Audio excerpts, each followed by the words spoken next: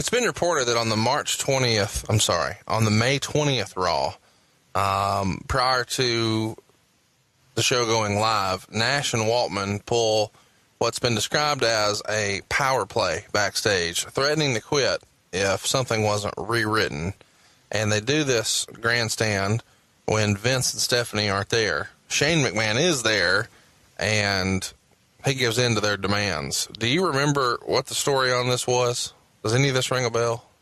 It rings a bell because I wasn't there. And as we talked about earlier, I was in Houston with my wife going through treatment, but I heard about it long distance. And what did you hear? Like, what happened? I heard that obviously none of us were there, Vince and Stephanie in particular, and that guys, and it wasn't just X-Pac and Nash, but that the boys were trying to get to Shane and trying to influence Shane to change everything. And Shane, being there alone and being the authority figure in real life, may have gotten a little overwhelmed. But that's hearsay, and that's getting it from different sources that were there going, oh shit, we had all this stuff approved by Vince and Steph, and everybody's on board, and now they're changing shit, and we don't have Vince to come in and be that final, the buck stops here. What did Vince think when this happened? He wasn't pleased. Is the heat on Nash for pushing to get something changed, or is the heat on Shane for allowing it, or both? Both. But I would have to think it's always going to be on the kids. It's always, if I was there, the heat would have been on me. So it's always going to be on the kid. Damn it, Shane, you should have done this. You should have done that. You do the best you can in the situations in which you are in. On the June 3rd Raw, Nash said he has a big announcement to make, and later in the show, he comes down and said he's going to announce a new member of the NWO, Shawn Michaels. Whose idea was it to bring Shawn in, and what was the long-term plan with this storyline?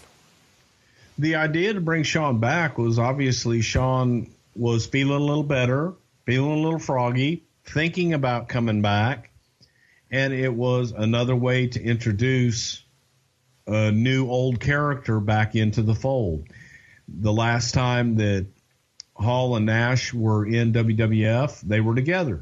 They were feuding against each other, but everybody knew the clique and the friendship between Kevin Nash and Shawn Michaels. So it was a way to kind of reintroduce him, but we weren't really sure at this point. There was really no talk of Shawn even coming back full time. This was just let's test the waters, see what's out there. Maybe Shawn will get the bug. A few days before this, Shawn was on the WWF Confidential show, and this is a shoot type show they did for a little while on the weekends, kind of a short-lived program, but it was fun. And during this program where Shawn is on it, he publicly admits for the first time that he knew about the Montreal screw job. Prior to this, he had just denied it. So that happens, and then he's on Raw, so Shawn's back in a big way. On the June 10th Raw, Shawn comes out for his big promo and a loud HBK chant. Shawn starts off very humble and reserved. He says it's the fans who decide which direction they go as an organization. And he said it was you fans that dumped me and ran to Steve Austin like a cheap nickel and dime prostitute runs to a millionaire.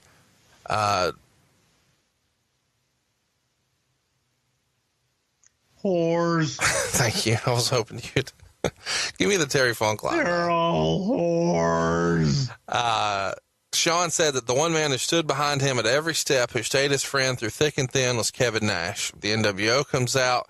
Shawn says he noticed that someone didn't quite fit in the NWO, and he teased it being Big Show and X-Pac, and then Superkick Booker, and says, I thought to myself, well, you're the problem. You see, he's tried to steal the spotlight from the NWO just like Austin tried to steal it from me, just like The Rock tries to steal it from Hunter. So Booker T is literally kicked out of the NWO here. Is the decision here, let's just try to pare this back down to the clique and get rid of this WCW guy? Somewhat, yes. Is there any sort of heat for what Sean's saying here about The Rock tries to steal it from Hunter? No, that was all written for him. Okay.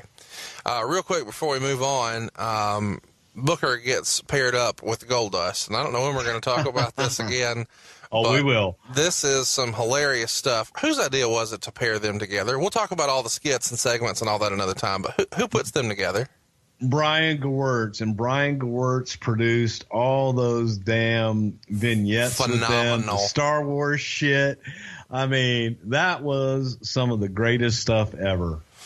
King of the Ring, the NWO's backstage with Triple H, and he's about to face The Undertaker for the undisputed title.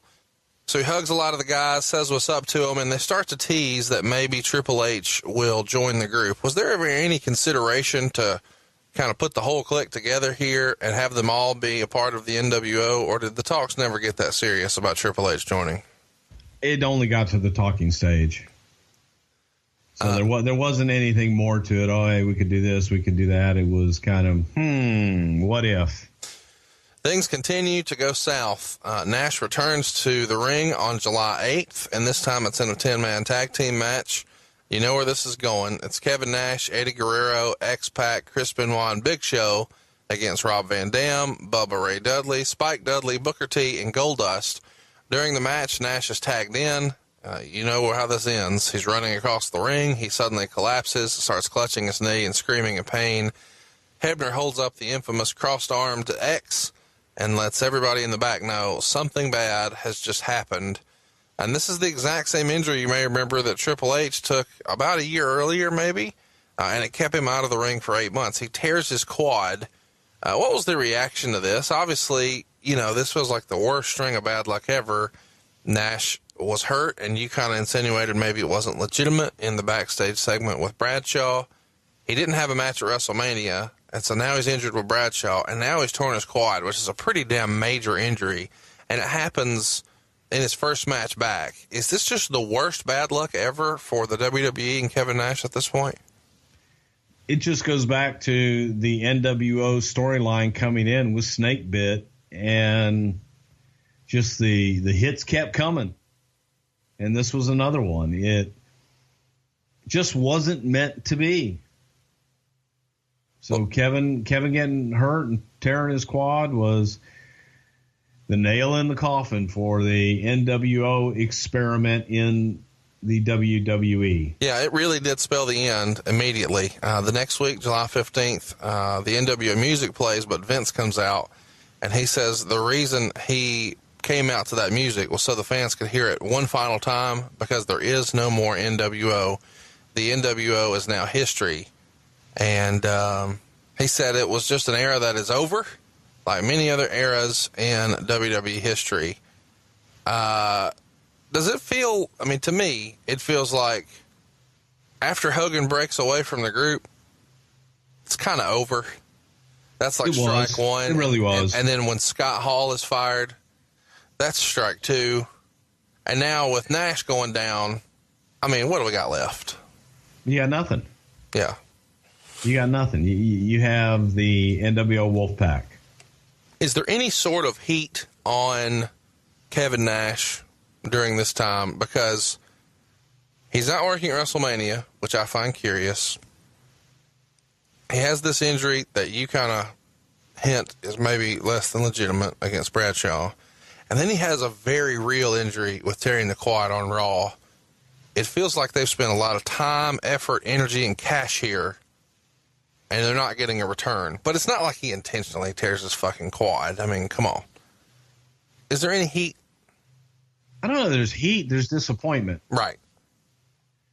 Because we had high hopes. We really wanted this thing to work, and we're hoping that we would be able to get some benefit out of the damn thing. And it never came to fruition.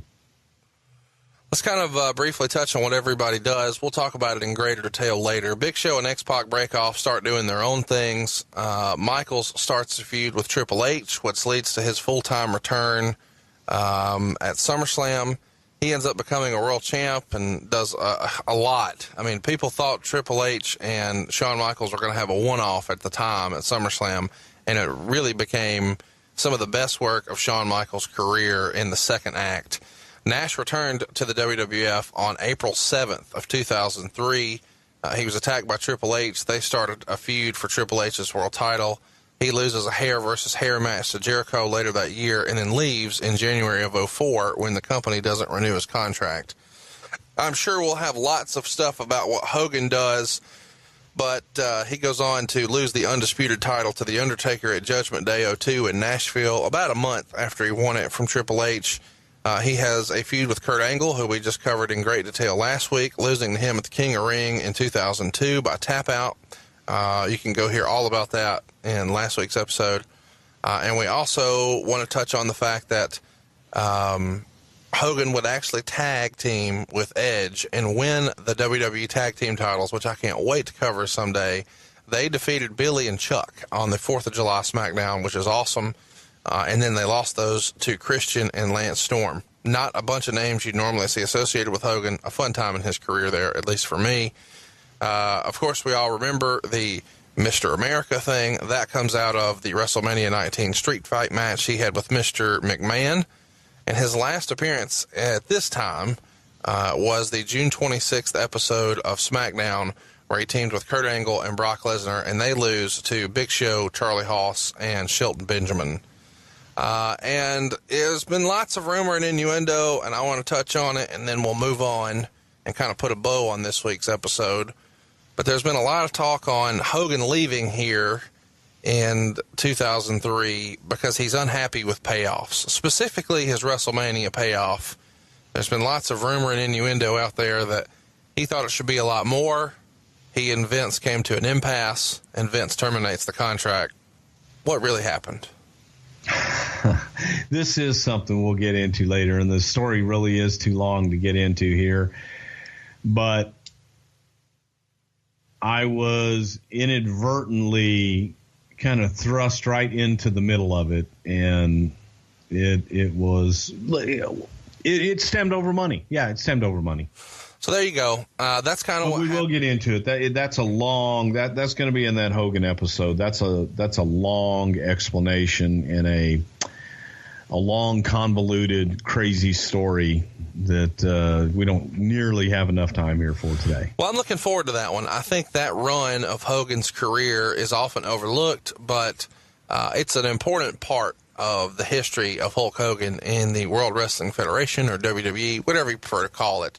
Let's kind of wrap up the NWO here, Bruce. Even though their run was very brief in the WWE, and they had one monstrous match with Hogan and Rock at WrestleMania, would you consider overall this to be a success? No, I would take it. I think it was a failure. The NWO experiment in WWF was a failure. Was it a bad idea from the start? I think the idea was good. The execution was not. There are a lot of things, hindsight being 20/20, that maybe we should have done a little bit differently.